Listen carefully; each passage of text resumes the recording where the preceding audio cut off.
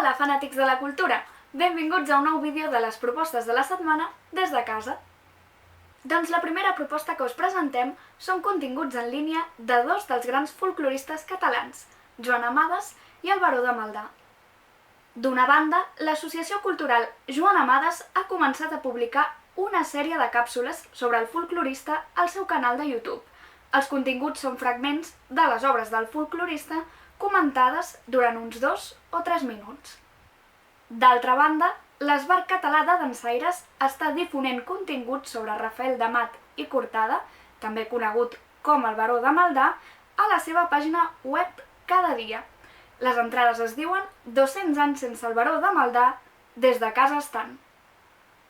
I ens anem en aquest cas a un article d'opinió sobre com afectarà el coronavirus a l'activitat castellera. Aquest és un tema que exposa i reflexiona el casteller Toni Manyaner aquesta setmana a Tornaveu, ja que tot just s'havia d'iniciar la temporada castellera i ara hi ha diverses incògnites.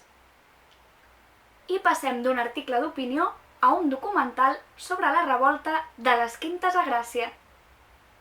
Aquest material audiovisual ens explica com els veïns de la vila de Gràcia es van alçar contra la crida d'una nova lleva de joves per anar a l'exèrcit el 3 d'abril de l'any 1870. La revolta va durar 6 dies i diversos veïns van perdre la vida.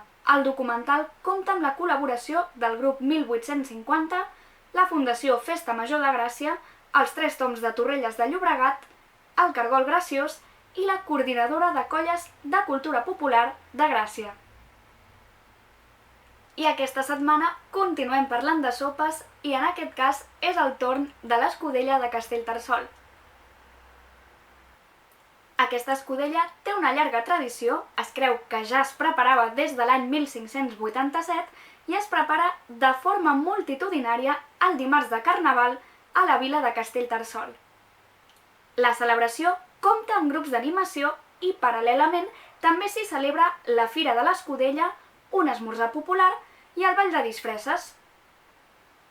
Doncs nosaltres ho deixem aquí. Recordeu que per més informació podeu consultar www.tornaveu.cat i fins la setmana que ve.